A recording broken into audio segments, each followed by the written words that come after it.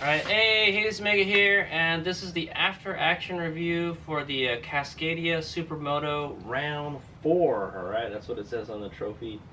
Yes, I got some trophies, alright, and it was at Affinity Raceway, or Affinity Circuit in Medford, Oregon, alright. This is one of the farthest places I've driven to go racing, is what I'll say, alright. The second one, I don't know, the farthest places I've ever gone are like Willow, Streets of Willow, Primm, Nevada, and now Medford, Oregon. All right, those are the farthest places. All right, and Medford was pretty far. It's about 8 hours from where I live, especially when you're hauling a freaking trailer, man. It's awful, dude. Yeah, so that's the scoop. So it took place on July 16th, 2023. And they were also holding what was called the North American Supermoto Shootout Qualifier. Okay, so this is like a qualifier round, and then you can go race in like a national race. Right? They're trying to bring all the top supermoto riders from the country, and then we're gonna race somewhere in the middle where everybody lives, and which is in Oklahoma, is where this supermoto shootout race is gonna be. And guess what? HadesOmega qualified for it. I got the badge right here. All right, so yeah. Anyway, we'll talk about how that happened. All right. Anyway, so here's what an AAR is. It's what was supposed to happen, what really happened, and things we could do to improve in a nutshell. Okay. So what we were supposed to do, we were supposed to go drive to Medford, Oregon, and race in the Cascadia Supermoto Round 4, like I mentioned, at Affinity Circuit. All right. And I have raced with these folks before, all right? I raced with them at State Line Supermoto. I got the t-shirt on right now, all right? So when I went to State Line, actually I've raced with them twice. State Line Supermoto, and they had an AMA Supermoto race at Horse Thief Mile, okay? And so I met up with them when they were there, and we went racing together, right? So that's so I kind of knew the people that were there, all right? I run into them, I've talked with them, and I've raced with some of them before, okay?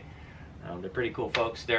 Most of them are from the Washington and the Oregon area, all right? So they're the Pacific Northwest type of thing. So what are we gonna do? We're gonna show the Pacific Northwesterners what we could do, all right? All right, and so we took the HadesOmega's still pretty new Alta Redshift SM39, and then we took the Suron Light Bee, all right, the KO Tech powered Suron Light Bee, and the Light Bee has just been slaying it lately, man. We've been winning races left and right in the Supermoto realm, and yeah. So, yeah, there's some drama this time around, but all I can say is that's racing type of thing, all right? Okay, so yeah. I drove there on Saturday. It was a one-day event, all right? It took place on Sunday, which is yesterday when I'm shooting this video. All right, I drove up there. I got there really late. So here's the part already what happened, all right? When I got there, I blew a freaking trailer tire, all right? I have my Harbor Freight trailer being towed by the Rd.4 Prime here. I blew one of the trailer tires. So fortunately I carry a spare, so I threw the spare on there. Maybe took like half an hour, maybe not too long.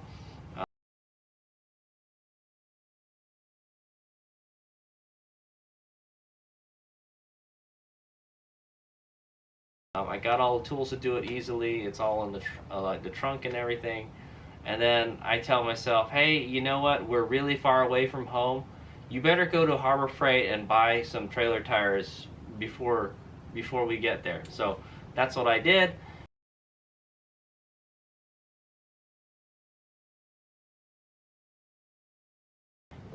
Luckily there was a Harbor Freight there, and they were closing within an hour. I'm like, well, we can make it.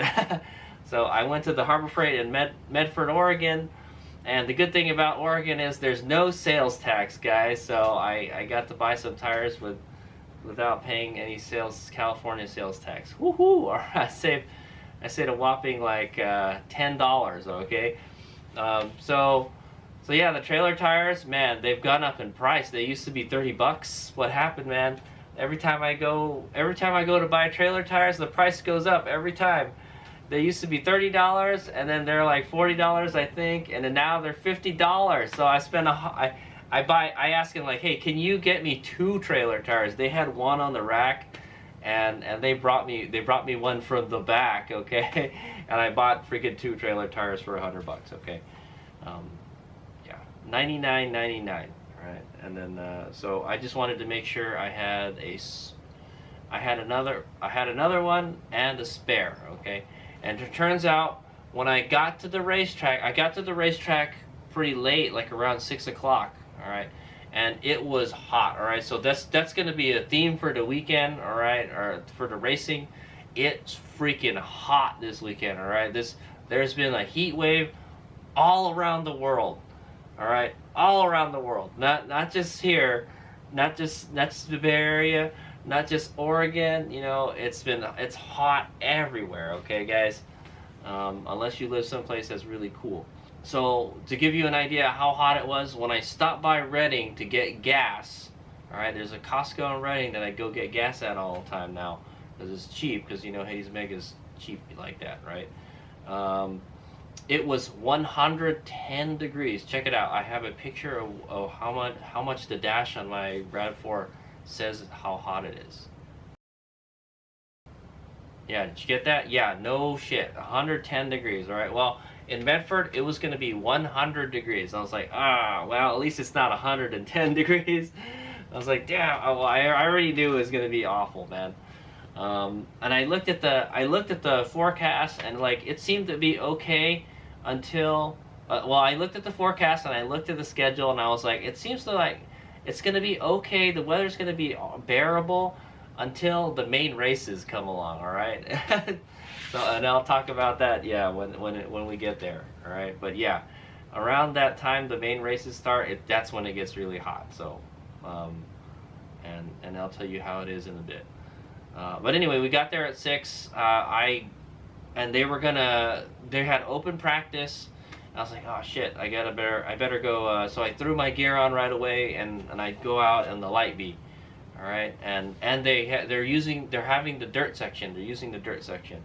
So I was like, okay, I'll ride in the dirt first, no problem.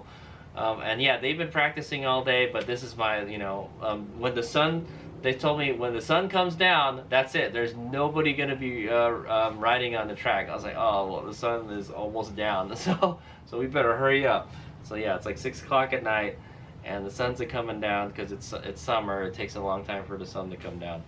And HadesOmega goes out there, and I ride on the dirt section, and I don't know, man. Some of the guys that like the Cascadia Supermoto guys, they were just like, yeah, man, the lips are like sharp, and they really launch you and stuff. I was like, and I went there and rode it. I was like, hey, dude, this is awesome. What are you guys so scared of? This is the shit right here.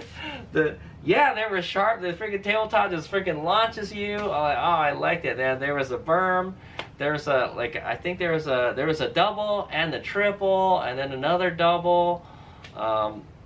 Yeah, I kind of just rolled the doubles, and I doubled the triple. I had to figure out like what I had to do in the dirt, all right, and then I kind of figured it out that night. And the sad thing is, the next day we really didn't get any practice in the dirt at all. The heat race was the practice for the dirt, so it's a good thing I got to take the light B out from the dirt, and then I was gonna take the Redshift out, so I can, get a feel how it is riding in the dirt with it, all right? And I didn't. They said no, that's it. The sun came down, and you can't go out. I'm like, damn it, come on. So sorry, Redshift. They shut you down for tonight, type of thing.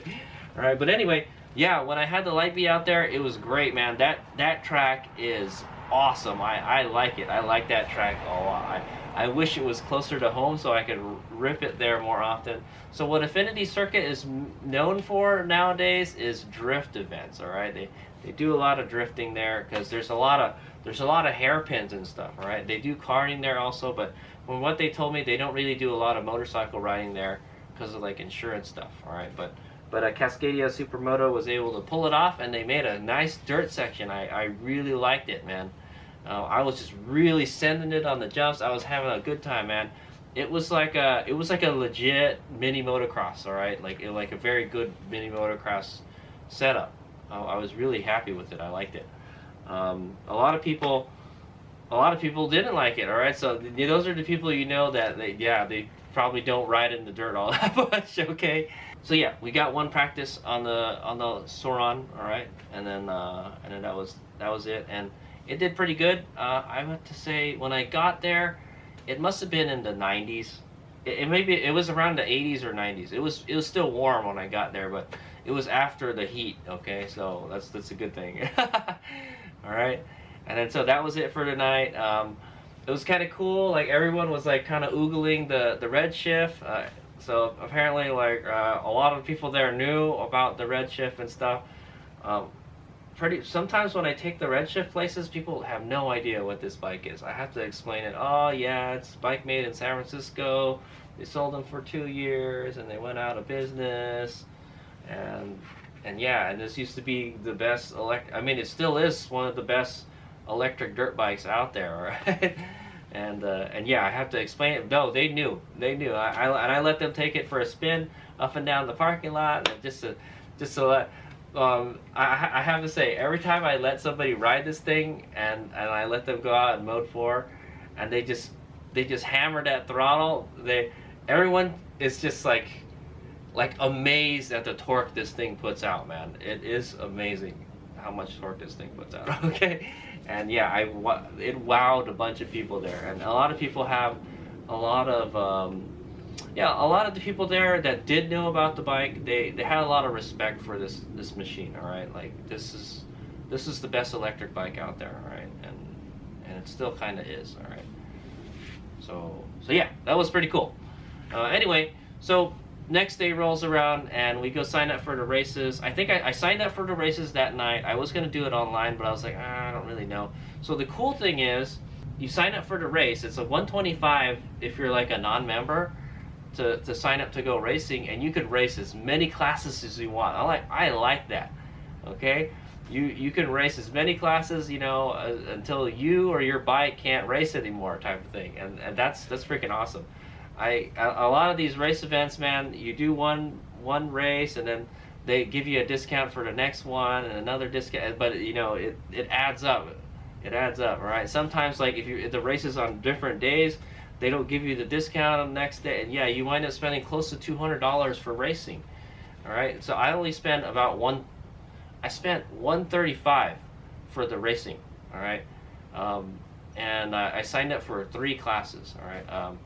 I signed up for Mini GP, and I signed up for Mini Supermoto, or they call it Mini with Dirt. All right, Mini GP with Dirt, I guess.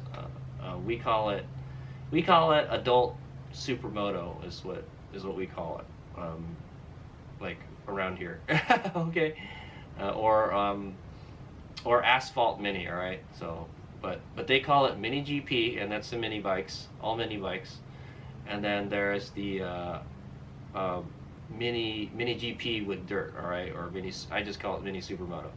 Okay, and then for this guy, I raced in the 250/400 Pro. I think they call it Ultralights or something.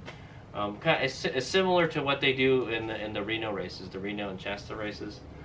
That's like the 250 class, and I feel that's where this bike should be, But HadesOmega is just not. I'm not riding it at that level. Okay, that's what I want to say. It's definitely got the power to keep up with the 250s, man.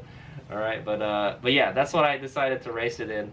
And then somewhere I was scratching the back of my head. You know what? We should race it in the beginner class, HadesOmega, because I just bought the bike and I'm still getting it sorted out. I feel that if you race it in the beginner class, even though I'm not a beginner racer, I have quite a few races under my belts, but that's on the light B, okay? I don't have a lot of time racing on the Redshift. I feel like in the beginner class we'll be okay, all right?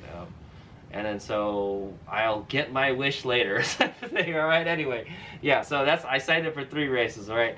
The Mini Asphalt or Mini GP, Mini GP with Dirt or Supermoto, okay? And then the 250/400, all right? Okay, so the next day rolls along. All right, we have practice in the morning. I go out in the light bee for asphalt practice. Yeah, I think they were gonna do.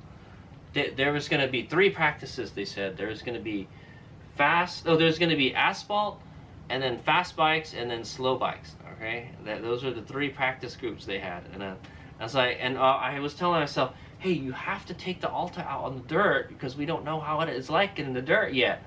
All right, I've ridden it in the dirt before, but that's a different dirt track. Okay, that's the Reno one.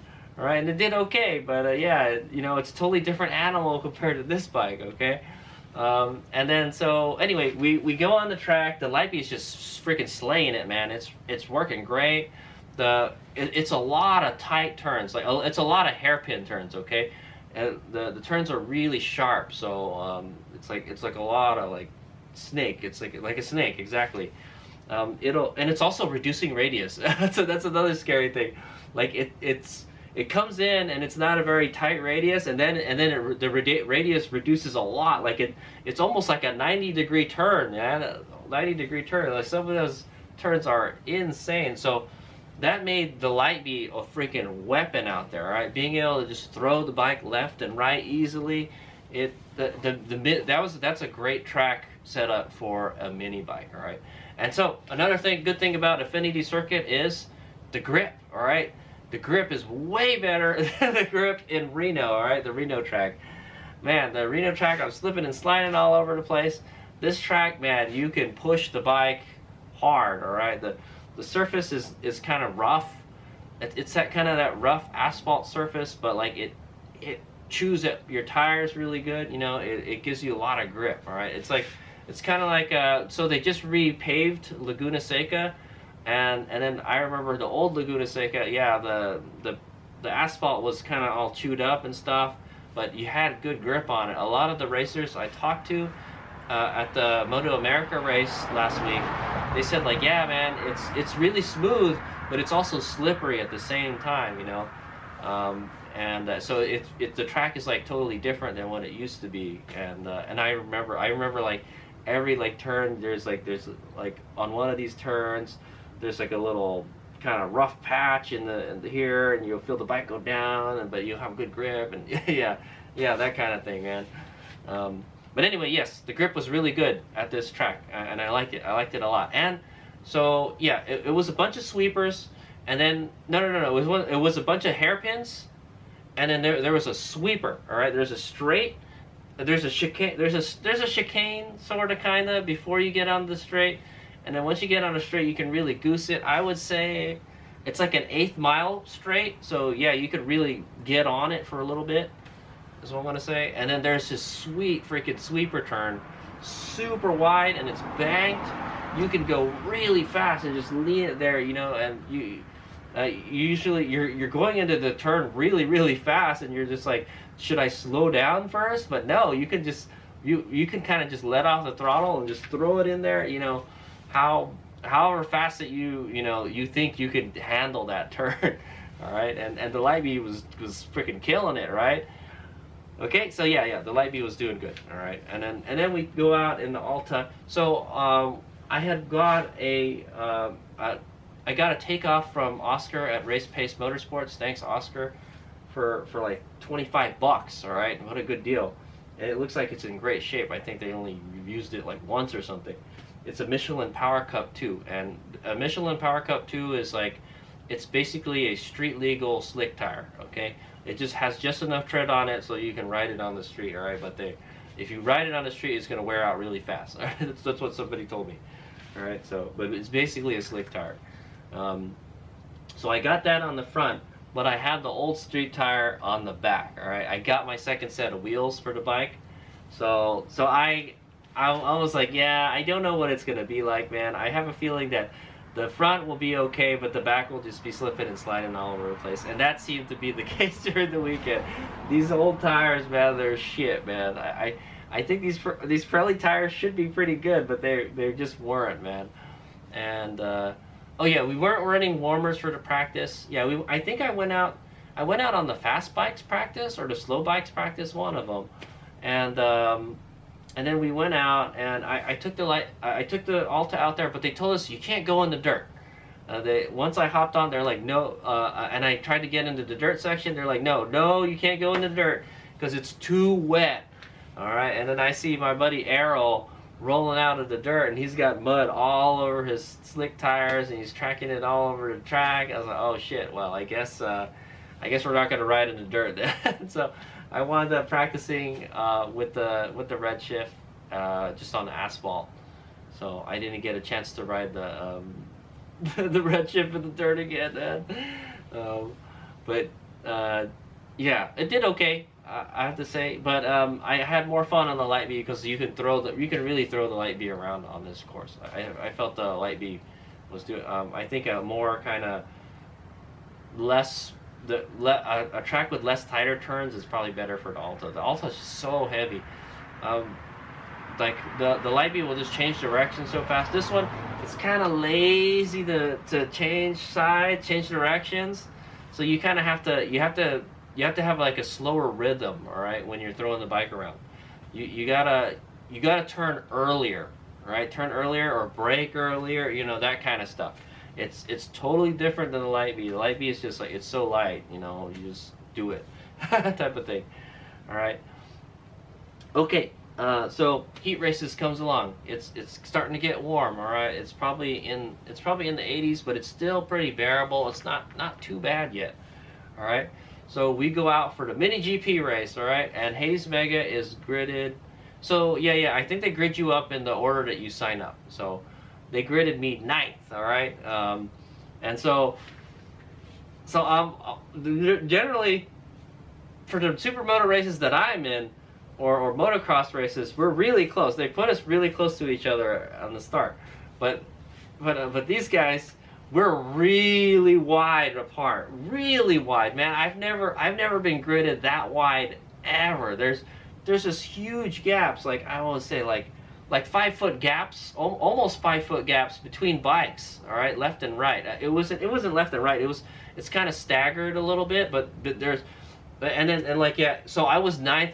You're like way in the back. I have to say, like from where the first place and the 9th place is like, it's got to be 30 or 40, 30 to 50 feet, somewhere around there, man. You're just way back there. I was like, man, this is kind of one thing I like about starting when like it's really wide, you know, like that. You've got a lot of room to get between the bikes. All right. When the bikes are really bunched up to each other, you can have bar bashing, you know. What I can relate it to the most is splitting lanes. All right, splitting lanes like on the street with the cars and stuff. Yeah, it's like that. You're trying to squeeze in like the little, you know, a little gap type of thing. Well, this one, no, we're like all over the place. The track is so wide, man. So it made the starts like kind of nice. It makes it easier to pick your way through to get to the front. All right. So yeah, we had before the heat race, I had the bike on the tire warmers and everything. I honestly think you didn't really even need the tire warmers this day. It was just so hot. I left the bikes in the sun anyways. I left the bikes in the sun without the Sur-On battery on, and then I had this one, the warmer. I had the paddock stands on it. I hate using paddock stands, man. I would rather use a dirt bike stand, but I haven't found one yet. All right, I'm working on it, guys. I'm working on it. So, and then the crappy thing is, I sold the pit bull stands that came with this bike. So I had to bring some other stands that I had. I used I already put it away. Yeah, I already put it away. I used the aluminum Harbor Freight paddock rear stand, and I used one of my T-Rex stands on the front, right? As I didn't have anything else to use, guys, so that's what I brought. I just threw them on the trailer, and they survived the trip, so that's good. But anyway, yeah. So that's what I had on the stands. So I can't take the battery out of the Redshift, so what I do is I use the blower fan. I had the orange blower fan. Check out the pit setup video. All right, I will have a pit setup video of how I did it that day. All right, so I'm not going to go too much into detail of it, but yeah, I tried not to keep the battery in the Sur-On, so the batteries wouldn't get heated up too much. All right, especially. Oh yeah. Okay. And I also want to mention that this is the first race that we're going to use the KO motor and controller at, where it's gonna be like it's gonna be hot. It's gonna be a hot race, all right, and we were gonna see how it does in really hot conditions. Because every time I've raced or did whatever this year, it hasn't been that hot, all right. Probably the hottest was when we were at like Hawks Place on the flat track course, and it was probably like 90, maybe 95 degrees. All right, today was like a legit like triple digits, man. It was hot, dude. But for the heat race, it wasn't that hot. All right, heat race is okay. Okay, let's get on to the heat race. All right, so yeah, the bike is all prepped. The tires are nice and hot. All right, and this is mini GP asphalt. All right, so I'm starting grid. I'm graded 9th, way in the back. They do a different flag. Ah, perfect. Okay, so yeah, so here I got a white, I got a green rag here. All right, so just like a green flag. So their starting procedure is a little different. All right, everybody does it different. So they during the riders meeting they have to brief us. So at Reno they use a light. All right, they have the red light, like kind of like MotoGP or something. The red light goes on. And then when the red light goes off, you go, all right? And then Supermoto USA has like the flag, all right? And then it'll be like one hand up. They're gonna bring the hand down, and then that means like once this comes up, it means start, right? Well, for Cascadia Supermoto, I think they said they had a light, but it was broken, all right? So they used the flag, all right? And so. Imagine there's just the stick for the flag right here, and the start is like this. I think he brings it up, and then once it leaves this hand, it's go. All right, pretty much. So once you see that leave, it's go. All right. So remember that for when I raced the 250 race. Anyway, yeah. So what happens? Yeah, I get on it. I think I even wheelie it. Oh yeah. Okay, before the race starts, I want to talk about this dude Jones. All right, I think he was bike number 7, and his name was Jones, and I think he owns like a bicycle business or something, and he had this crazy ass electric bicycle, man. It had like a BAC. I talked to him earlier. Yeah, I talked to him later in the day actually after the races. And he said his bike, he built the bike himself, he's saying, and it looks kind of like a kind of GP racer bike. It's got these huge bicycle tires. They gotta be like 29-inch tires or something with some kind of funky slicks on them. And he had it was 72 volts, and he was running a BSC 2000. All right, yeah, you remember the good old BAC 2000, right, guys? Yeah. My good old buddy BAC 2000, and yeah, so it was kind of interesting. That's the first time I've ever raced against an electric bike. Also, he gridded next to me. He was like I think I gridded 9th. He was like 8th or something. He was like right next to me. But I think I rode with him. I kind of rode with him in practice a little bit. I knew like, oh, he's not leading the bike a lot, and the bike isn't that super fast. I think I was pacing him, and he could do like 40 miles an hour. So yeah, the bike wasn't like super fast, but it was pretty impressive, is all I want to say. And that was the only other electric bike out there, so that was pretty cool.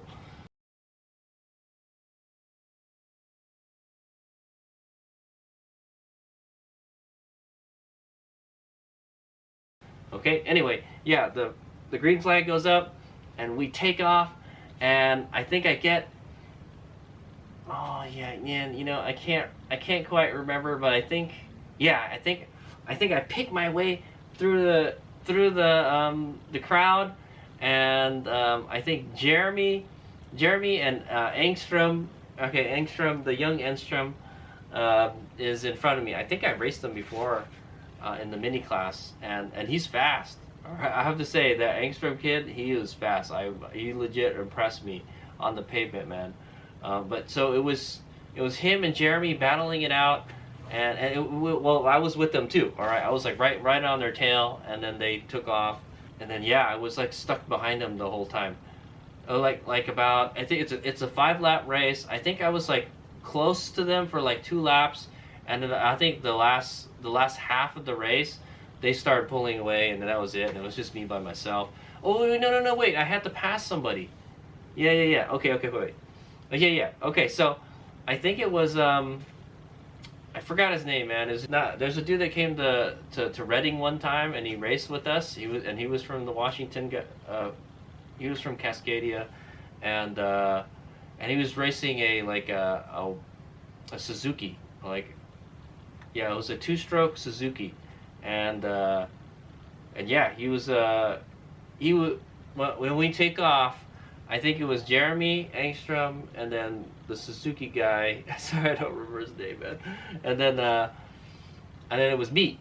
All right, and then so I don't quite remember, but somehow I had to pass the Suzuki, and I think I passed him. I might have passed him after the second lap or something, and then it was Jeremy and then Angstrom in front of me, and they're both riding 150Rs, so that's the cheater bike of choice, man. I'm telling you, they were fast, man. I couldn't keep up with them. They pulled away from me, and it was 1-2, all right, Jeremy Angstrom, and then me, like in this freaking sandwich, all right. I'm like, and the other part of the bread is like way, a little bit back there, all right. And so that's how I finished the mini GP race in 3rd place, all right. And then and yeah, all I remember is just I couldn't keep up with them, man. They were so fast on the pavement. I couldn't believe it. I was a freaking A, man. And it was fun to watch Jeremy and that Angstrom kid race, dude. They were fast, man.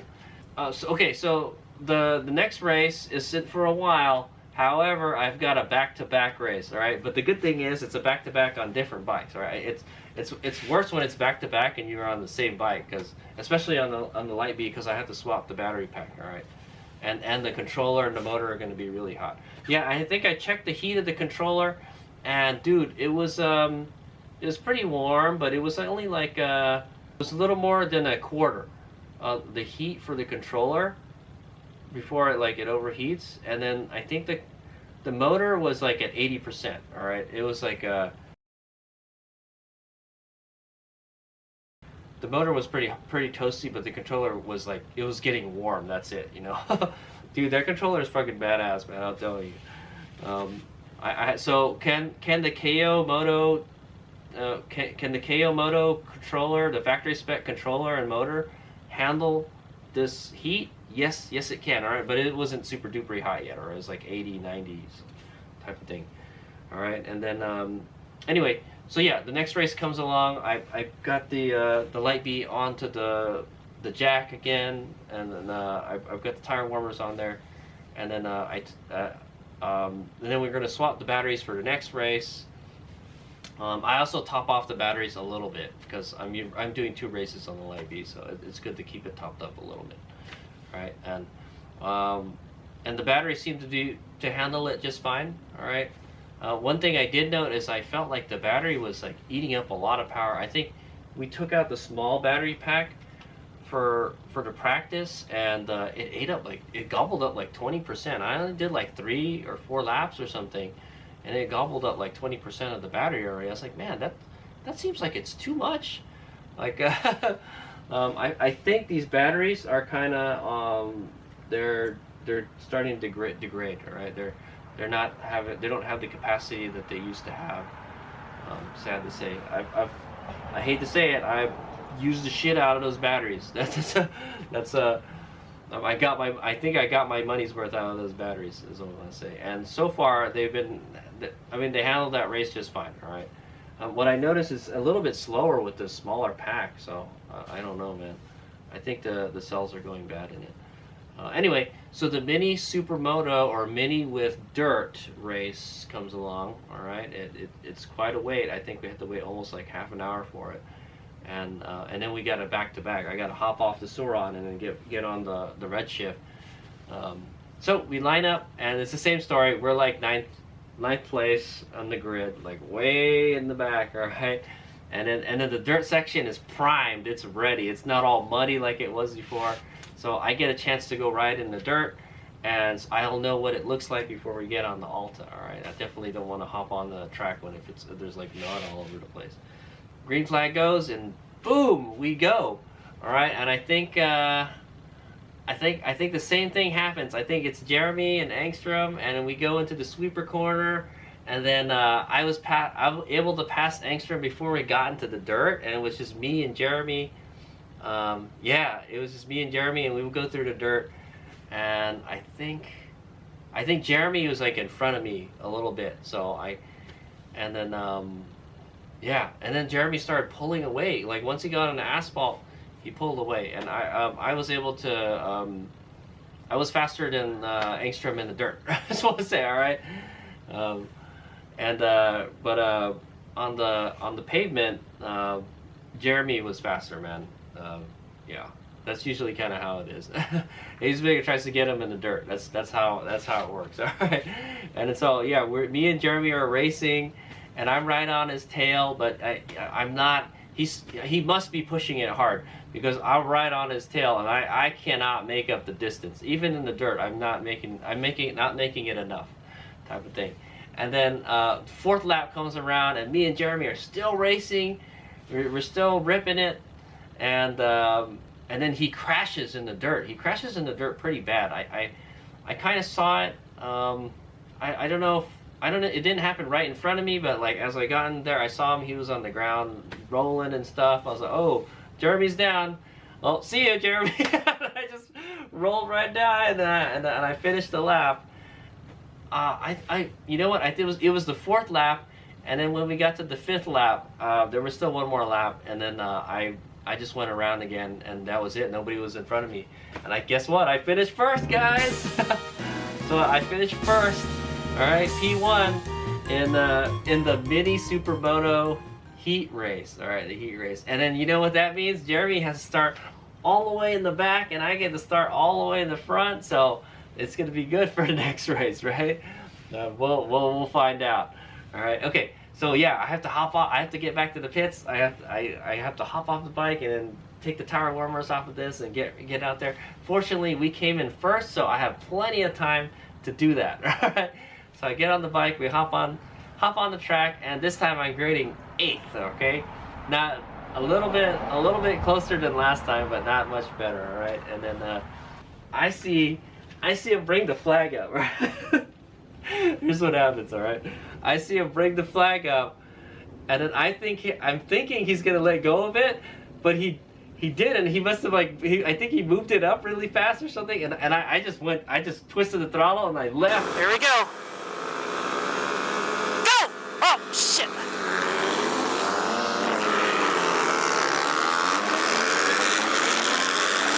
I was like, oh shit! I jumped the gun. And then so I have to, and then I think he sees that when I jumped the start. So I'm moving the bike back to where the right position is supposed to be, where I'm supposed to be at, the staging position. And then he throws it up, and then I'm like, oh, I'm already messed up. I was like, yeah, I'm already all flustered and stuff. I was like, so I didn't really get a good start on the Redshift, man.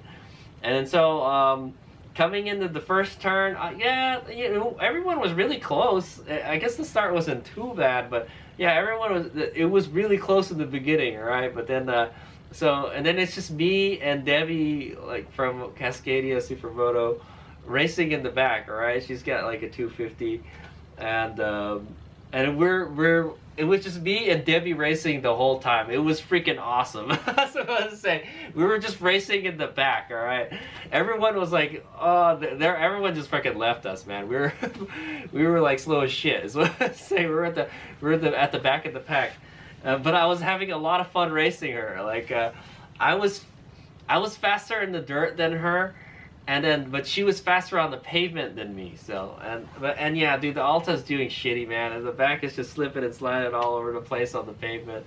Oh yeah, okay, yeah. So that's my first time riding the Redshift in dirt for this race. And you know what? Surprisingly, I can do everything I can on the Light B on the Redshift. All right. The only thing I have to be careful of is this thing has a boatload of power. If I twist the throttle too fast, the tires just spin like crazy, all right? And this thing has really strong regen when you let off, right? I don't think I have a problem with the regen in this race, the 250 race, all right. But in another race, all right, that happens later, I have some problems with that heavy regen, all right. So I think, I don't know, man. But I wish I had a regen throttle on this bike, man. I think we should race in mode 3. Mode 3 is still pretty fast, but I thought I clicked it down to mode 3, but I can't tell when it does it, man. I think it was in mode 4 because the next time I started up, it was in mode 4 again. But anyway, yeah. So it was just me and Debbie racing the whole time, man. Like we would get really close to each other, or she would get really close to me. And then once we got in the dirt, I would lose her a little bit. Or sometimes we'd be even side by side in the dirt. It was so much fun, man. And we were doing fist bumps and high fives at the end of the race. Dude, yeah, that was great. We finished at the back of the pack, but I had a great race with her. So, and yeah, and then, you know, that just told me, like, man, I don't think we should be racing with these guys. I'm not fast enough with these guys yet. I think the Light V could keep up. I think the Redshift could keep up with the 250s. It's probably just me and the tires. All right. Once we get the good tires on there, maybe we'll be able to keep up with them. Is what I want to say. But it was okay. Yeah, the Redshift did okay. But yeah, the back was just kind of skipping around sometimes, and yeah, it was kind of sketchy going around this corner. So in the dirt, it was okay. I was surprised. Everything that I did on the Light V, I could do on the Redshift, and also the Redshift is like the suspension soaks it up much better. I was surprised.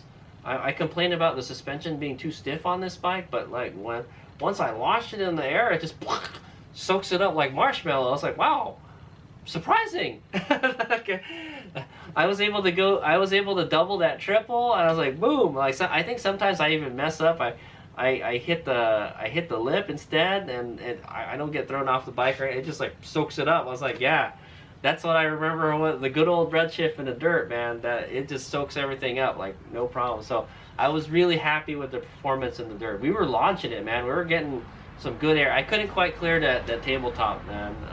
It's tough.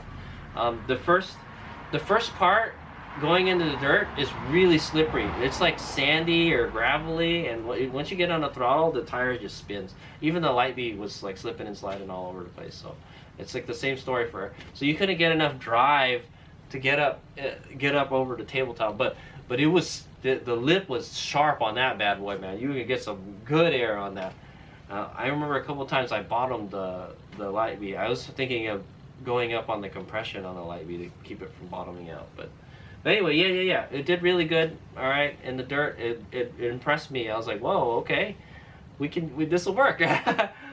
Just once we get on the pavement, it just sucks, man. And the bike is so heavy, and so I thought about, I kind of want to race in the beginner race because I feel like I mentioned earlier, I feel like I feel like it would be legit to race in the beginner race because I just kind of got this bike and it's not super fast like the Light V, man. I'm not super fast on it like the Light V, so I'm not used to racing big bikes. So that's what I kind of wanted to do. I told them, like, yeah, you can just slip it. You can just hop in, just tell them, like, hey, I want to race with the beginners, and they'll let you. And so that was kind of the plan. If I had enough gas in the tank for that, all right. So anyway, so lunchtime rolls around finally, and I eat my Subway sandwich. I got all the tire warmers and stuff on again. Batteries are all topped up. I got the blower trying to cool the bikes down and everything.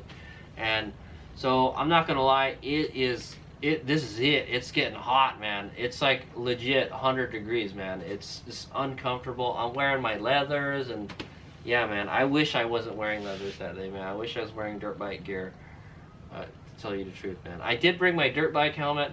Yeah, that's why I got my dirt bike helmet here. I did bring it, and I use it the first practice when I came at night and I practiced, and I was jumping the bike on the jumps, and then the goggles will just fall down like this, all right? And I had that same problem at State Line Supermoto. Like when I would land really hard, the goggles would like go down and move and stuff. And I have a new quick strap on this, and it's still doing it. So I think for those kind of races, I'm not sure. For whatever reason, this race I didn't like it, so I said, okay, we're not going to use a dirt bike helmet anymore. We could have used it for the asphalt races, but I said just forget it. Just use the street helmet. That's fine, and that's what I used. Okay, but that would have helped at least cool my face down. That type of thing. Yeah, but yeah, it's legit. It's like hot now. Like it's like 100 degrees. So the mini GP main race comes around, and I think it's 7 laps. Right? They do 5 and 7. It's kind of weird. Normally we do 6 and 8. Right, which is fine. The shorter races, the better for the light B and the Redshift. The longer we're out there racing, the hotter everything is gonna get. So mini GP, all right. So HadesOmega is gridded 3rd, all right. And I think the dude on the Suzuki, he blew up his motor, so he isn't racing anymore. So that's why I didn't see him during the race. And then so the green flag goes up, boom, all right, we go. And it's oh yeah, okay, so it was actually, I got a pretty good start. I even think I did a wheelie, but I still got a good start. And coming into the first corner, it was me and Engstrom going in side by side into the sweeper, and then Jeremy just kind of like goes around us, and then then they take off, all right. And it's the same story again. It's Jeremy and Engstrom racing in front of me, and I'm watching them from behind, and then they just start pulling away. All right, yeah, at some point they were like half a track ahead of me, all right, and so that's how the race finished. I think Jeremy got him. Yes, I remember, I saw we were making a left-hander turn, and Jeremy swooped in the inside, and he passed them, and then and that was it. So it was Jeremy, Engstrom, and then me, all right. Third, so I got 3rd place. Woohoo! All right, there it is. There's the 3rd place trophy right there. All right, for that race. Okay, yeah, and then the main race comes along. Oh, it's so hot, man. But we're out there, and HadesOmega is in P1. All right, we're in P1. All right, and Jeremy's all the way in the back.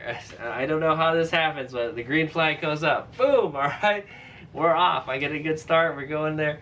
I think I'm by myself, man. Like, yeah, I think Engstrom was right behind me, and we were like but like once I get in the dirt, like I just lose everybody, all right.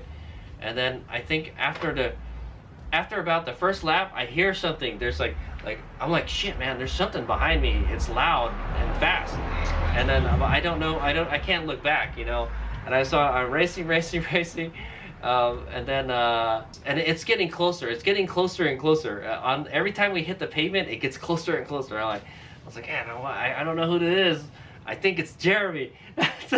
and then I think I look back. I probably look back at some point, and I see like, oh shit, it is Jeremy. Jeremy made it somehow all the way from the back to the front, man. And he's hunting me down, man. I was, oh shit. And he's putting a lot of pressure on me, I think.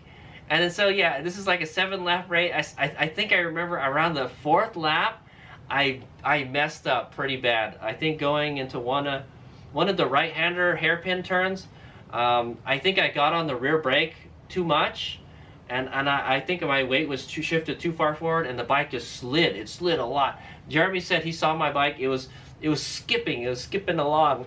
And I probably slid like half the length of half the width of the track out onto the dirt, all right? Oh! It's Jeremy. But it was okay. I didn't crash or anything. I just went off into the dirt, and then that's where Jeremy got me. I was like, oh damn it, Jeremy passed me finally. I'm not gonna lie. I think he was gonna pass me eventually. You know, if he couldn't keep up with me in the dirt, then so I'm faster than Jeremy in the dirt, and he knows that. And I know Jeremy's faster than me on the asphalt, so we like cancel each other out, all right? So it's whoever, you know, yeah, it's whoever can just stay in the front longest, that type of thing. So it's whoever can stay in the front the longest, that type of thing, all right? So anyway, yeah, Jeremy got me like almost like a little bit more than halfway through the race, and so Hayes, like I'm looking and like, oh, there's nobody behind me. Their 3rd place is like, it's back there somewhere. So I'm like, I still got a chance. So I get back and I push. I'm pushing really hard. I'm riding really hard. I'm pushing the heartbeat like be as fast as I can and try to keep up with Jeremy on the asphalt and catch up with Jeremy in the dirt. All right, but Jeremy is doing really good. He's going really fast. I was like, shit, I can't keep up with him. And then so the so me and Jeremy are racing like really, you know. And what Jeremy told me is he knew I was back there somewhere. Like he can't hear me because it's electric, but like I put like the fear in him type of thing. Like he knows I'm back there hunting him down. And it was like the opposite. Like we were like how I was like I could hear Jeremy behind me. It was freaking me out, you know. Well, it was the tables had like kind of turned. It's like I'm hunting him now. All right, so I'm putting the pressure on him, and so I think Jeremy said I didn't see it, but he said he messed up somewhere. He was pushing. He was kind of like my story, like he was pushing the bike really hard and he slid and it freaked him out, and so the last lap. I noticed like Jeremy slowed down a little bit. I was like, hey, I'm catching up to Jeremy. Well, I don't know what happened, but keep on going, man. We might be able to pass him. And then so we go. He still gets into the dirt before me, but I'm in there. I'm trying to push it really hard, and then I'm catching up. So halfway through the dirt section, or like as I go into the dirt section, I'm telling myself, if you let Jeremy get into the asphalt before you are going to lose this race, or you're going to lose the first place position, all right? let's put it that way, all right? So I try to push as hard as I can through the dirt. I'm just ripping right through the dirt section, and then the last jump, there's a double, and I roll. Yeah, I roll the first one and I roll the second. No, it's a triple, I guess, but they're spaced far apart. And I roll the second one. I use it as a launch pad to launch me off the final jump, and I send it. All right, dude, I can. It's crazy, dude. I can almost reach the asphalt from where I jump, and that's like 10 foot. That's like I'm clearing a 10-foot gap with the Soron, man. And I remember I sent it, and it hit kind of hard, and I hear the chain, and the chain comes off the bike. All right. Once he gets on the asphalt, we got no chance to catch him.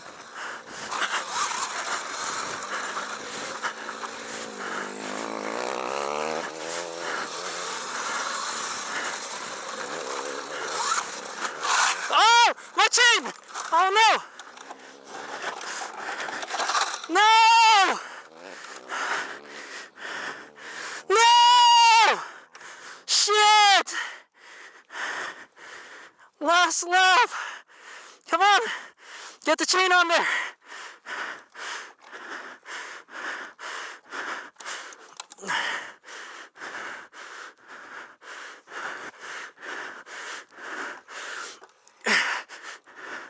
Oh, the chain broke!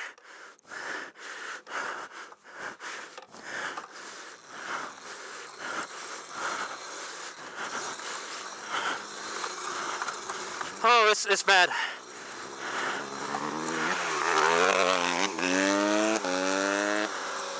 It's bad. Oh, the chain came off again. Yeah, the chain comes off the bike, and I'm like, oh no! And all I can hear is like, you know, the chain rubbing on stuff, and I didn't even make it out of the dirt. All right, and so that's what the chain looks like, man. Look at that. The chain's not even on the bike. The chain is busted. All right. So I'm like, oh man, all right. The chain came off. Put it back on as fast as you can. So I try to get it back on there. Man, my gloves are got freaking grease and crap from all the chain. So another thing I'm disappointed in is I just replaced this chain. This was a brand new DID O-ring chain. HadesOmega wanted to try an O-ring chain out for the first time, and I don't think we're gonna do it anymore. All right, because it threw it on the first couple races that I used it. All right, so it came off. And then I'm trying to put it back on, and I noticed one of the links are busted. I was like, it looks like it's gonna come apart. I didn't know it later, but the master link was starting to come off too. So yeah, that chain got messed up. I don't know what happened, man. But I will go over that in the improves. But yeah, so I was trying to get that chain on there, and I did get it on. But I knew it was kind of messed up because I saw the busted link on it, and I was like, well, just ride it real carefully and try to get it to the finish line. This is because it was the last lap, guys, And just as I left the dirt section, the bike, the chain came off the bike. I was like, so I get it on there. I'm trying to ride it. I get maybe like 10 feet, and the chain comes off again. I was like, oh shit. Well, that's it. I don't think it's worth it to try to put the chain back on again. And so, what HadesOmega does, I push the bike. All right, I push the bike to the finish line is what I do. And boy, was it hard. Just think about it. It's 100 degrees. HadesOmega is tired from racing, and I'm wearing my leathers. And I have to run to the. And so the dirt section is about like a quarter of the track. All right, you're already after you get to the dirt section, you've done a quarter of the track. So I had to run, or try to. I was trying to kind of doggy paddle and run at the same time, and man, it was like it was tough, man. All I have to say is I was just like. I was so frustrated. I was like, no, I'm gonna finish this at least. And freaking I would see people go by, that people would just ride on by. I was like, oh shit, there goes okay, I'm in 3rd place now. Okay, I'm in 4th place. Oh, I'm in 5th place now. I was like, no, it was so frustrating. I was in 2nd place, guys, on the last lap, and so I had to run with the bike. The 3/4 of the track, man, I had to run it in 100-degree weather in my leathers. All right, and so Jeremy had already finished the race, and he's already coming back for his cool down lap, and he's trying to push me with his foot. He's trying to push me to the finish line, or to get me off the track. I was like, no, I got it, man, I got it. I'm gonna get there on my own power, because if I knew if he helped me, then it would have been fair. Okay, so I'm running, and then I get to the finish line, and everyone's all cheering me on and stuff, and I get close to the finish line, but I don't quite make it to the finish line. I veer off into the grass already, right next to the finish line. He's like, no, you have to come back. You have to cross the line. I was like, oh crap. So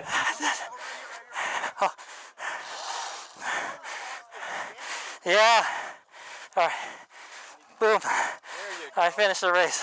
So I turned the bike around, and then I crossed the line. Because I just went around the line. I didn't go over the line. He's like, no, you got to go over the line to finish the race. And then boom, that's it. Checker flag. You're like, oh, you finished, Merlin. Good job.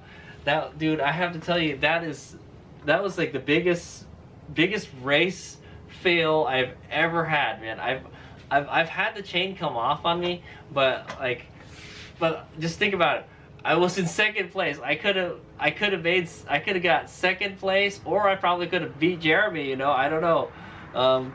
And then the chain comes off on the last lap. If it happened in the middle, well, then it happens, and I would probably DNF, right? I'd probably say I'm not gonna run around this track with my bike 5 times, but I knew it was the last lap because I saw the white flag. The white flag came up. I know this is the last lap. This is my last chance to make a move on Jeremy, and yeah, dude, that was it, man. I blew it. We blew it. The chain blew it, man. So I'm kind of disappointed, man. I'm not gonna lie. I think this is the 3rd time this has happened to me in a race. All right.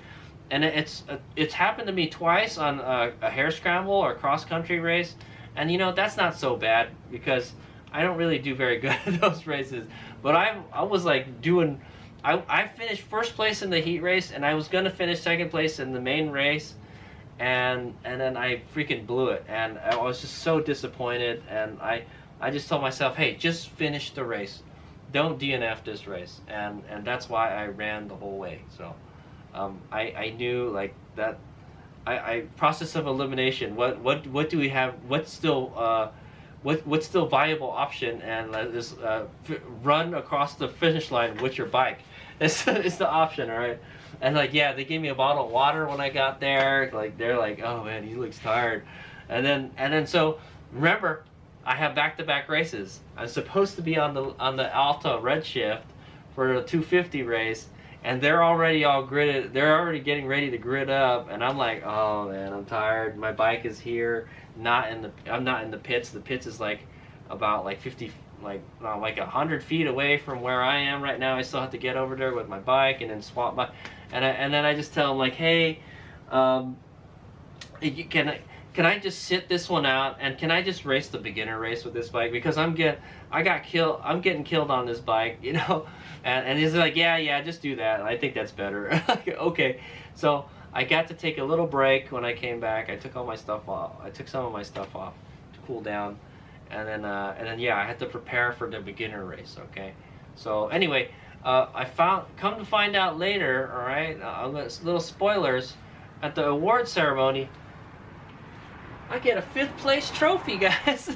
So this is my consolation trophy. They do a 5th place trophy for the mini race. All right, guys. Apparently, I'm not proud about it, but I did get a trophy, and I got a 5th place trophy. Okay, it's a consolation trophy. All right. So pushing my bike over the finish line, it earned me this trophy. There you go. Okay. Yeah, man, I was kind of, what the hell, dude? This type of thing. I could have got a 2nd place trophy, but I wound up getting the 5th place trophy, which is, it's better than nothing, I guess. So I'll take it, you know. I'll know the sweat and frustration it took to get this trophy. That's what I'm saying, right? Yeah, man. Also, at the end of the day, yeah, I know already. I'm kind of skipping along, but I got this. All right, and it's supposed to be one of the qualifier badges for the Supermoto shootout, but they gave me a special award for this is the Die Hard award. That's what they called it. All right, like Merlin never gave up. All right, I never gave up. That's why I got this. They gave this to me. All right, so that's what I'm gonna put, Die Hard, on the back. So I'll know what it took to get this bad boy. All right. So all right. So yeah. So the Lightbee is out of commission. That's it. Like, the chain is busted, man. Unfortunately, that was the last race for it today. All the races finished in one day. That was kind of a nice thing. I kind of don't like spreading races out between 2 days, but you know. So we're gonna go race the beginner race with the Alta Redshift SM39. All right. So they'll let you hop into a race. All right. The main race is the one that counts the most, right? They'll let you hop into a race, but you got to start in the back. That's what they told me. So I wait for everybody to grid up, and I'm like here in the back behind everyone, and then green flag goes up, boom. All right, everyone takes off, and I think it's a pass. There were some smaller bikes in the beginner class. I think there were some kids racing, like mini bikes, and then there was adult beginners racing in the beginner class, with big bikes, like fast bikes. All right, and so there was so we take off. I pass the mini bikes, and then I'm in there, and then it's 1, 2, 3, and then me. All right, so there's 3 bikes in front of me and me. The first place bike, the P1 bike, right, the one that's in the front, he just smokes us, man. Like I remember the rest of the race, I didn't even see him. I think I saw him once get out of the dirt, and then that was it. This guy was like a sandbagger. So that's all I want to say, man. I think it was his very first Supermoto race, but he like races like motocross or something. So he was actually like super fast. He apparently is really good at Supermoto. But yeah, he was way ahead of us. I never saw him. So it was me battling out with 2 and 3, all right, the 2nd and 3rd place. It was a girl on a gas 125 2-stroke bike, all right. So a 125 2-stroke, all right, and yeah, I don't know how much she weighed. She didn't look like she weighed a lot, all right. And then there was a dude racing on a 450. I think it was a FS 450, like the one Jeremy races. Yeah, that's a fast bike, all right. And I remember, yeah, we were duking it out, all 3 of us. I think, okay, yeah, I think her name was Alia. I think that was her name. But anyway, it was me and her racing, and like, and she was behind the 450. All right, and I think they were like friends or something, and they've been racing together for a while. and yeah, we had like, it was like an intense battle with the three of us. All right, we and these bikes were no joke, man. 125cc. I thought it was like a 250 or something, but it was a 125. I was like, holy crap, that thing is fast. I remember when we got to the straight, I would get on it, and like they would leave me a little bit. So one time I was like, dude, the Redshift is pretty fast bike, and it couldn't keep up with those bikes. Holy shit, man. And then yeah, we're going into corners. I'm feeling pretty good on the Redshift now. You know, I'm leaning it a lot. I'm leaning it so much I'm scraping the foot pegs, guys. I'm scraping the foot pegs on the thing. I was like, because that sweeper, you can get a lot of speed in that thing, but you have to slow down a lot at the very end so you can get into dirt. All right, and yeah, so every time I get into dirt, she would kind of look me. She told me she couldn't hear me behind her, but she just kind of knew I was like back there. So I was putting pressure on her. And yeah, so a lot of the times we come in side by side almost, and then I would be right behind her, or I would be right behind the 450 dude, and they were pretty fast on the pavement. They were faster than me. Yeah, they were faster than me on the pavement. I remember that. But I was kind of keeping up with them. Every time we got to the dirt, I would close the gap a little bit, like when I was racing Jeremy, and I was just watching these two race in front of me, like the race in front of me unfold, type of thing. I tried to pass the best I could, but it's tough, man. When you got two bikes in front of you, you can't like take any lines because they're taking all the other lines, so you just have to wait until they make an opening and then you can go, or wait for one of them to mess up. But I remember, so I remember like, I think around like lap 4 or 5 or something, Elia stepped it up, man. She stepped up her game. Because we were in the dirt, and I seriously, I saw her just take off. She just she got really fast all of a sudden. I was like, holy crap, what just happened? She got really fast. Like, because I've been able to keep up with her the whole time, you know, but this time she left me in the dirt. I was like, whoa, holy crap. What happened there? And yeah, she just got really fast all of a sudden. And then so she managed to pass the 450. I think that's when she passed the 450, yeah. And then she stayed in front of him the rest of the time, and I was behind the 450. And then on the very last lap, dude, it's me and the 450 racing in the dirt. All right, and he's kind of slow when we get off of the there's like a right-hander berm, and then it goes into a double and then the triple. He kind of slows down there a little bit, and I catch up to him when we get to the triple, and I stuck my bike on the inside, so I kind of blocked it. I parked him, and then I got in front of him, and I knew like, yeah, if I can get in front of him, I don't think he can pass me. And then I launch it off into the dirt. I'm in the front now, and I'm kind of trying to chase Elia down, but yeah, she's already kind of gone. And then but yeah, it's still us three racing. It's still really close. And then like I'm able to keep up with just enough. Like, so what I do is I block all the insides so he can't pass. Basically, that's what I did with the Redshift. All right, that's the best I could do. I block the insides. I'm trying to go fast too. You know, if you're blocking the insides, you're just having to go really slow on the insides. You know, but I'm trying to keep the speed up too, guys. All right. These guys, they were tough to beat, man. Are they really beginners? I don't know, man. But I had a lot of fun racing them. All right, so I finished.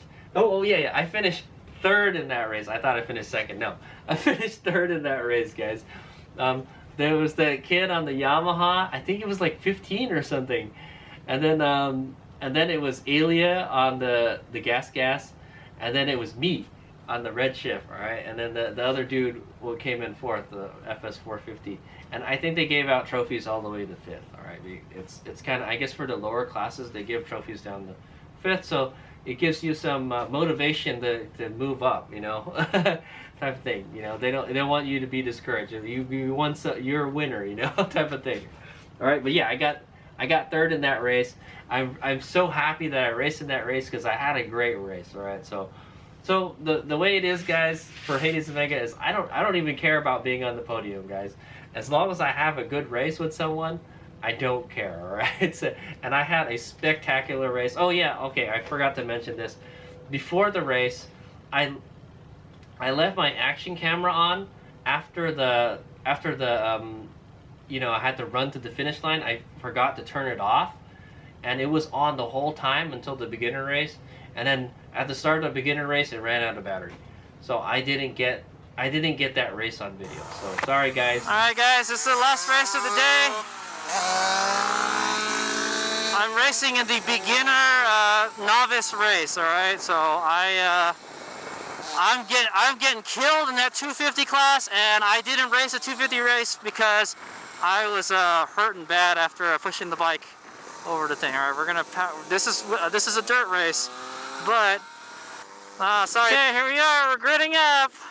Sorry, the camera ran out of juice, You know, so that's it. That was me retelling the story. I will probably do a video. I'll probably do a video of me, you know,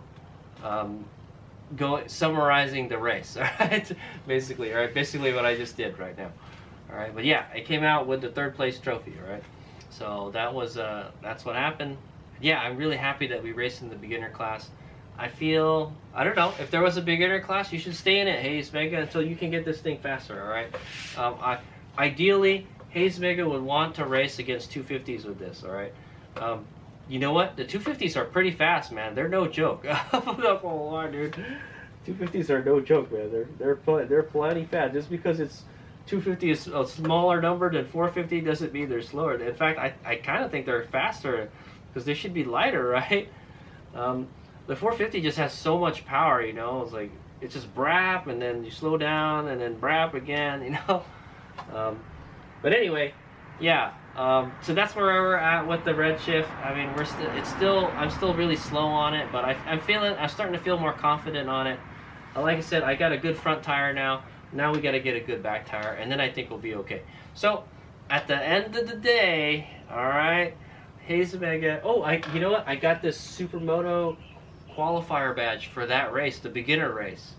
I don't know how that's gonna work. Does that mean I can go to Oklahoma and race in the beginner class? Like, maybe I might want to do that with a Redshift type of thing. Okay, I don't have it with me. I lent my wheel to Jeremy to see if he wanted to try the Alta wheels on his FS450. But I bought a Michelin Power Cup Evo rear tire, all right, and it's basically it's a similar tire to what I have, the Power Cup 2 in the front, all right. They sell it in the 150 size that fits this bike perfectly, and I paid $209 for it. Boo-hoo. But he gave me a $209 is a decent price, and he installed it for me right there. All right, so it's already installed on the tire. I just need to put it on the bike. When we go to Reno this weekend, all right, to race in the Reno races, the last round, I will install the rear wheel. You know, Jeremy will bring it, and I'll install it. So, and then we'll get to race with good rubber on the front and the rear this time, right? So I felt the front was hooking up. I felt very comfortable with the front. The front wasn't like, you know, wasn't diving like or like knifing into the ground like last time, all right? Or what did they call it? Tucking. Yeah, the front wasn't tucking into the ground like last time, all right? So I felt a lot more comfortable with the front, but I feel the back is holding it out a whole lot. I could feel the back skipping around the corners and stuff, and it's still kind of pushing a little bit because of that. On the dirt, oh yeah, okay, so riding this thing in the dirt, you gotta be careful. In mode 4, you just get on that throttle a little bit, the tires will spin a lot, all right? I had a couple, actually in that beginner race, I had a couple problems in the dirt. I made 2 boo-boos in the dirt. All right, one, yeah, I think one, and it was related to the regen actually, not the throttle, not how snappy the throttle is, but yeah, you got to be really careful with the throttle because it will spin the tire really easy. It's got a lot of power, and this tire's don't got a lot of grip in the dirt. All right, so you got to be really careful in mode 4. All right, I should have tried to race in mode 3. I think mode 3 would probably be better for supermoto races in the dirt, all right, if the traction isn't that good type of thing. because you're just gonna you're having to like milk that thing a lot, you know. That's what I feel. Launching it felt great, man. I actually looked at the zip tie that's on the thing. It's been in the middle of the stroke the whole time. This time it's all the way at the bottom, so we're like blowing through the whole stroke, and that's the first time I've seen it do that. So that just shows you how stiff the suspension is on this thing. But it soaked it up pretty good. I was surprised how well this thing did in the dirt, man. It did just as good as this type of thing. Yeah, I made 2 boo-boos in the dirt. One, I went off the tabletop, and I think I let off on the throttle, all right, or rolled off on the throttle, and it regen really hard, and the nose went down really hard, and I think it went down, and my arms locked like this, and then we hit the ground. I think we must have bottomed out or something.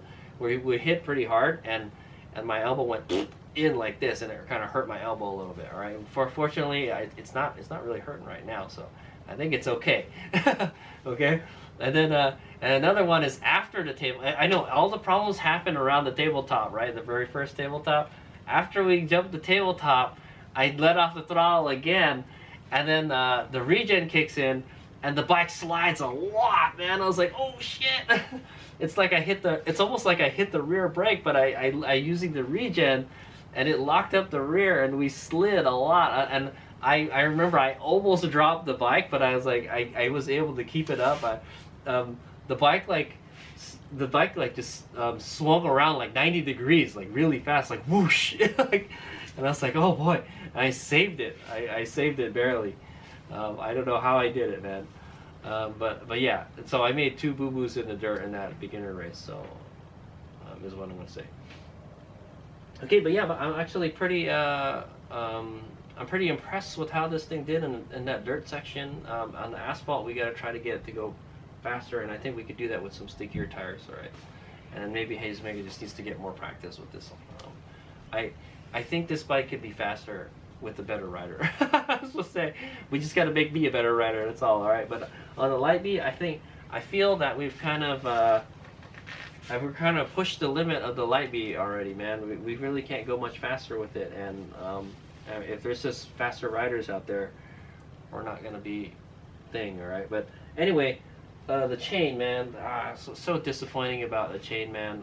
That is one of the biggest racing disappointments I've ever had, because I knew we could have probably got second place, you know, and somewhere in the back of my mind, like after the race, I was thinking like, you know what, if you just let Jeremy go, you should just let Jeremy, just take it easy, just let Jeremy go, you would have got second place, you know.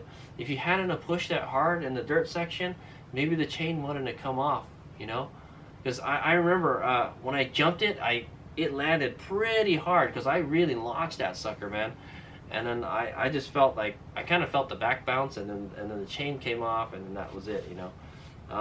But on the other hand, I'm kind of disappointed. The chain broke on its first race, pretty much. All right, on the first race weekend, it broke, and I've been using primary drive chains, and I haven't had any problems with the primary drive chains. All right, but you know what? I don't know. I don't think I'm going to use this DID chain anymore, man. I'm not going to use the O-ring chain anymore, man. Fuck the O-ring chain. So what I'm going to do is I'm going to use this chain for my primary drive, all right? So when it's still a good chain, maybe I can get a new master link for it or something. But I'm going to use this chain for my primary drive, all right? Because it has a busted link in it, all right? I'll show you a picture.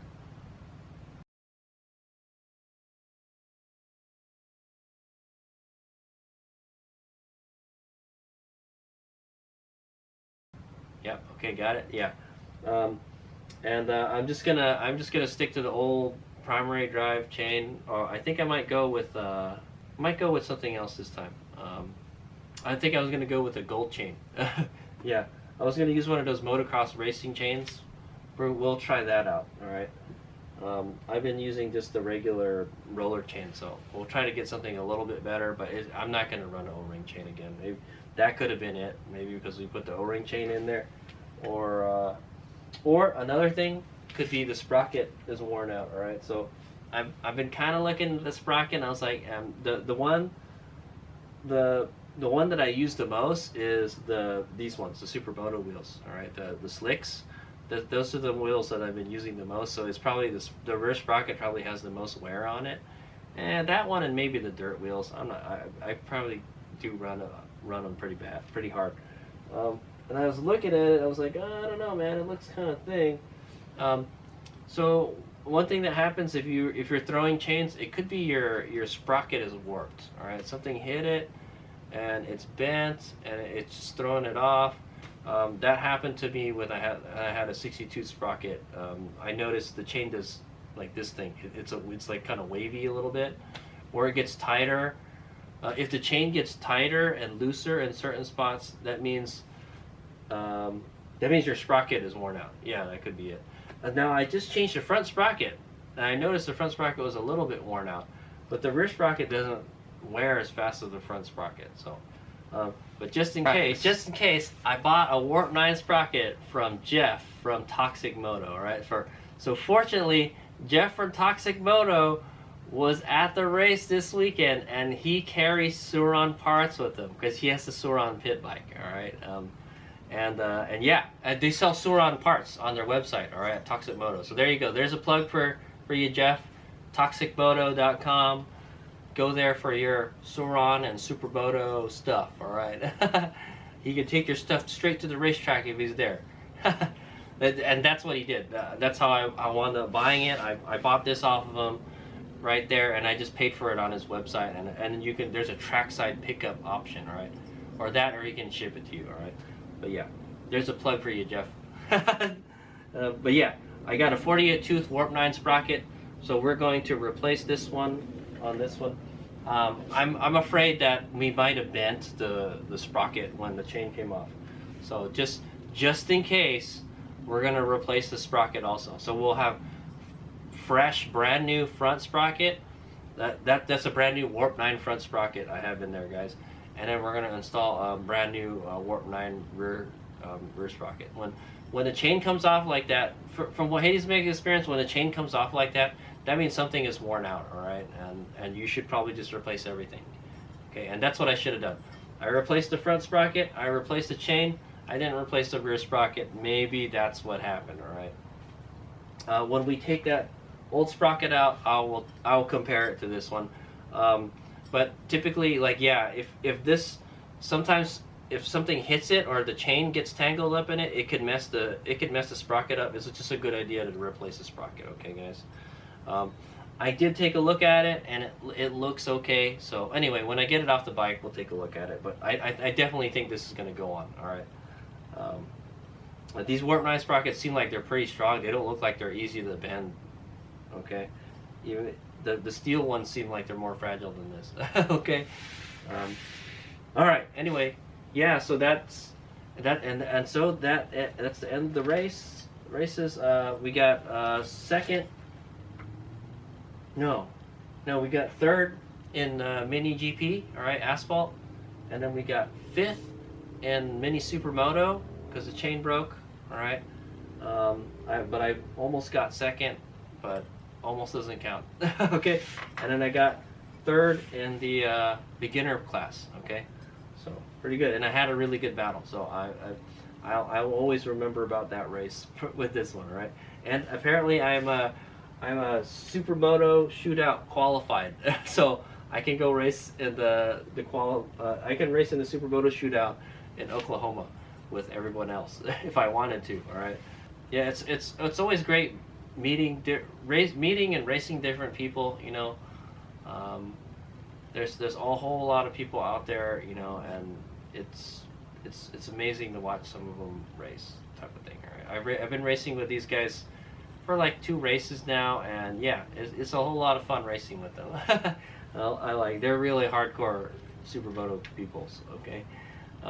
Anyway, so what can we do to improve? All right, we're going to fix the drivetrain on this, and then we're going to race it in the Reno races this weekend, and we're going to kick some ass again, all right? So my rear tire is kind of worn out on this. Man, the chain is rubbing on I can see the chain marks rubbing on the wheel.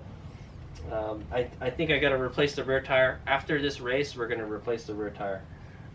I think, all right, because the middle is running out of tread, right? The sides still have some tread, or you know, it's not tread, but it's still got the slick rubber on it, all right? You know, the dots, it still has dots on the side, but the dot on the top is almost gone. So I think it's almost time to replace that rear tire. The front tire will keep on there. Jeff was going to try to sell me a Pirelli 100 tire. Yeah, this is like a 90 tire, and he had 100, and it would be a little wider. But he said he was kind of old, and he was trying to sell it for $100. I was like, eh. I was like, yeah, you know what? I'm winning. I've been winning on these Dunlop tires. I wouldn't mess around with it. I would just stick with the Dunlop tires, HadesOmega. Just use the Dunlop tires. So I think we're going to buy a new Dunlop Moto 3 after this season. Okay, after this race. This will be the last race of the season. So hopefully they'll last one more race. Okay. Yeah, and then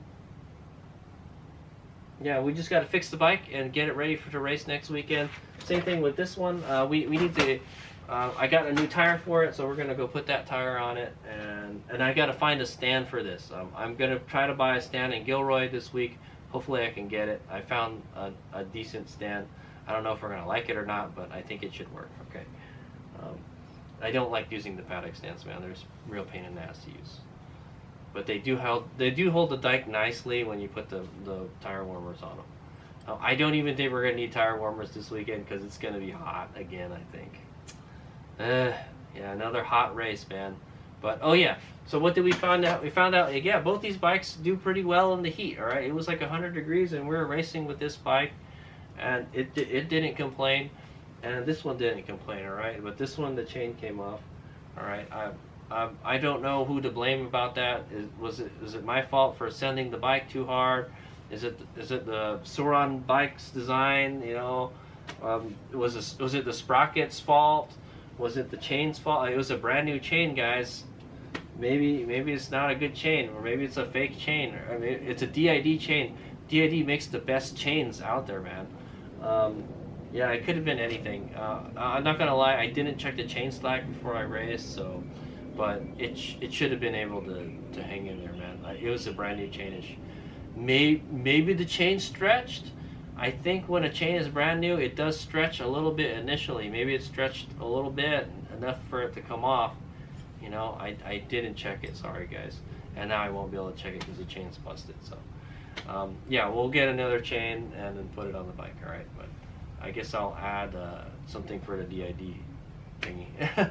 Okay, so that is that's a Cascadia Supermoto Round 4 at Affinity Circuit, all right? And yeah, I had a pretty fun time. It was super hot this weekend, but I think it was a good opportunity to test both of these bikes in the hot weather. It was like about 100 degrees, guys, and they perform pretty well in the heat. All right, and I think part of that is the way HadesOmega is managing the heat. All right. I'm trying to keep the bikes out of the sun as much as possible. Some of the stuff that we should maintain, at least if we know if it's going to be hot. You can always check the forecast and if it's going to be hot. Honestly, HadesOmega does not like racing when it's hot. I don't like being out there in my leathers when it's hot. All right, HadesOmega has to work on getting some gear that's cooler. All right, I kind of want to try to ride with the MX gear with the armored suit. Like there's an armored undersuit that you can get that has like hard protection on it. I kind of want to get that, and then you just wear a jersey over it. That should be cooler. Then we could use a dirt bike helmet. I think I have another pair of goggles that we could use with this helmet, so I think I might try that. So when you go off the jump, it doesn't move around. You know, we'll just use a regular goggles instead of this quick strap stuff for that race. Every other race, I never have a problem with it, man. I don't know why. Yeah, I think the blower fan was a good idea. I used the blower fan to keep the battery cool. I was blowing air onto the battery. If it was in the sun, that would help keep it cool, because we can't take the battery off of this bike, unfortunately, like the can on the Light B. So the Light B, I take the batteries out and I put it in the Rd.4 where it's cooler. Okay, it kind of helps, but if it's really hot outside, it's just going to be, you know, the batteries are going to be hot unless you leave the air conditioning on. I do have a second fan, and I should have brought it, man. I have to remember to always bring. I'm just lazy to bring it, man. But it kind of takes up a lot of space. But it's good to have two fans so you can direct air at like both sides at the same time. All right, or something to cool me off, you know. When I do charge the batteries, I do keep the fan blowing on it to cool the battery off while it's charging. All right, and then yeah, and then we just try to keep the tire warmers on there. It's kind of tough managing the power with the generator. You can't run everything at the same time, man. It's difficult. I can run 2 sets of warmers just fine with the generator, but if I try to charge the batteries and run the warmers, it eats up a lot of power, guys. So, but fortunately for the light B charger, I can turn the charge current down. So that's what I'll do. I'll just charge slower, and typically what HadesOmega does is I don't turn the warmers on until like half an hour before the race. Now a lot of people, they try to keep the tires hot throughout the whole day, so it has less heat cycles, so the tire lasts longer. But I just, you know, HadesOmega is just cheap, and I don't like to run my generator all that much. So I generally, I'll turn it on. I think for practice I didn't use the heat tire warmers, and then I put them on for the heat race, and then I think I turned it off. Yeah, I turned it off during lunch, and then like 30 minutes before the race I turned them back on. All right. But honestly, today, like the races that day, it was so hot that I don't even think we needed tire warmers, and the grip was really good on the track. Actually, for the beginner race, I didn't use tire warmers. I just said, you know what, I don't think we need it. It's so hot, and I didn't run the tire warmers. I left the blankets on them, but I didn't run them. So and it did okay. So I thought it did all right. I think once you get in the dirt, anyways, like it's the tires kind of not as sticky anymore. Okay, but yeah, I can't wait to try this thing out with some good rubber. All right, and I think we would still need to get the suspension dialed in, but I think it's okay for now. Hopefully we'll be doing better. We'll be racing round 6 of Northern Nevada Kart Club's Supermoto races, okay, this weekend. All right, / Shasta Supermoto. All right, so it's kind of like a collaboration event. But I've got some decent points in 65 GP, so we're got to get the light B running again. All right, and then I don't know. I guess we're gonna race the 250 class, or maybe the vet class. I might race in vet 40 because HadesOmega is old. Okay, yeah, could try that. See how we do. I've never raced in the vet class before, actually, so maybe we can try that out. It's the end of the season. I haven't really ridden this one all that much, so we can just race whatever. Yeah, we'll have nice tires, so it'll be good to see how it does. And then, yeah, we got to try to get some points so we can get a championship trophy. Whoop! HadesOmega is doing pretty good in 65 GP, and I'm doing all right in adult mini. All right, I did bad one race, and then I did okay on the next race. Okay, so hopefully we'll be able to knock it out of the park for the next race. All right, thanks for watching. HadesOmega out. I had a lot of fun. That Affinity Circuit Raceway is pretty awesome, man. If you get a chance to go out there and ride on that track, please do. All right. And yeah, so it was Cascadia Supermoto that was hosting it. Thanks to them, and they made that dirt section, and I really enjoyed it. All right, it was fun and it was challenging. Got to do it again. All right, thanks for watching. HadesOmega out.